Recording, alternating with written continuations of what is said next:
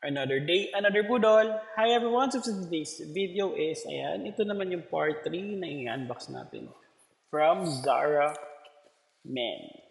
So without further ado, ayan, unbox natin. Medyo sleepy na ako guys. Sorry, I need to do this din kasi.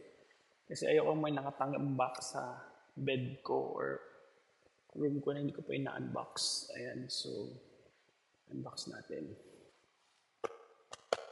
So again, meron tayong isa, dalawa,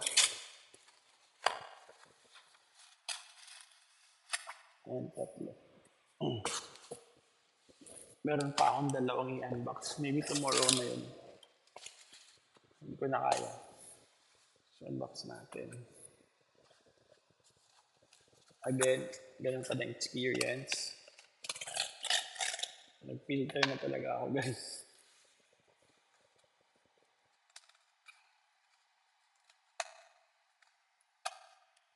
Another one.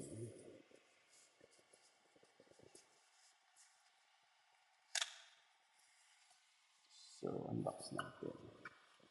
I think dalawang item lang to. Ayan. So, first item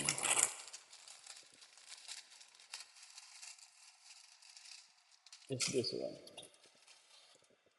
Ito yung gray color na again is a coat. Piece of advice lang guys. Dapat meron kayong black, white, brown, gray na coat para pwede nyo siyang ilaro na agad.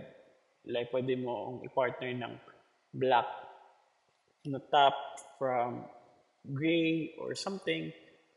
Yun na ipaglaruan mo, marami ka ng kulay na or marami ka ng outfit na magagawa na iba't ibang hindi pa ulit-ulit. Especially magkaroon ka pala ng navy blue. So first item is this one. Again, large pa rin ako dito. Ito yung design niya. Hindi naman siya fashion collection. But ang ganda ng quality. Yun lang. And especially this cap.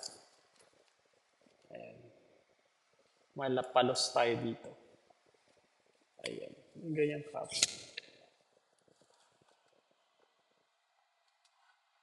Diba? Cool lang. So, ito naman mura lang. Nasa 3,395 pesos ko nabili. And 1,595 for this cap. Ang ganda. Hindi ko kasi nabili yung ano nito, brown. Sana kompleto ko. But it's so cute. So, ayan. Guys, I need to sleep na. Antok na talaga ako. So, yun lang. Thank you for watching.